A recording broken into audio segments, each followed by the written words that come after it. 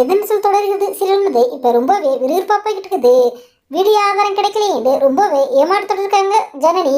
அப்போ சக்தி ஒரு சர்ப்ரைஸ் கொடுக்குறாரு. ஆமாங்க, அவர் வச்சிருக்க லெட்டரை எடுத்து ஜனனிட்ட கொடுக்குறாரு. அந்த லெட்டரை ஜனனி படிக்கிறாங்க. அந்த லெட்டரில் பார்த்தீங்கன்னா, குடும்பத்துக்கு துரோகம் பண்ணிட்ட மாரிமுத்து குடும்பம்னா அதை நீ மட்டும் நினச்சிக்கிட்டு இருக்கியான்னு எழுதியிருக்குது.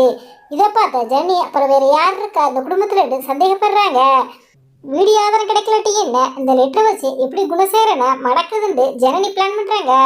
இந்த பக்கம் பார்த்தீங்கன்னா வீட்டில் காணாமல் போன குணசேகரன் கதிருக்கு ஃபோன் பண்ணி ஒரு உண்மையை சொல்கிறாரு. டேய் கதிர், சக்தியும் அவன் பொண்டாட்டியும் நமக்கு எதிராக இருக்காங்க.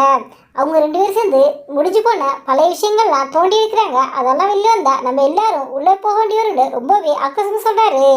நேற்று அஸ்வினி கிட்ட வீடியோ ஆதாரத்தை வாட்டி போன அந்த நபர் யாருங்கிறது இப்போ வரையும் தெரியலங்க. எதிர்நீச்சல் தொடங்குது சீரியல்ல கோலங்களாதி தான் இந்திய அப்படிங்கிற தகவல் வெளியா இருக்குது. ஆனா இந்த தகவல் எந்த அளவுக்கு உண்மை அப்படிங்க தெரியலங்க. இதனால இப்ப சீரியல்ல அடுத்து என்ன நடக்க போகுது அப்படிங்கிறது பலருடைய எதிர்பார்ப்பு இருந்துகிட்டு இருக்குது.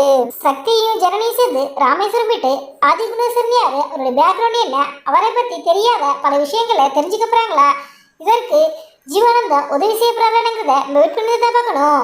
இந்த வீடியோ பற்றிய உங்களுடைய கருத்துக்களை எங்களுடைய கவனமாக இது போன்று இன்னும் நிறைய தொழிலை உடனுக்குடன் தெரிந்து கொள்ள எங்கள் ரெடபிள் 2 சப்ஸ்கிரைப் பண்ணுங்க.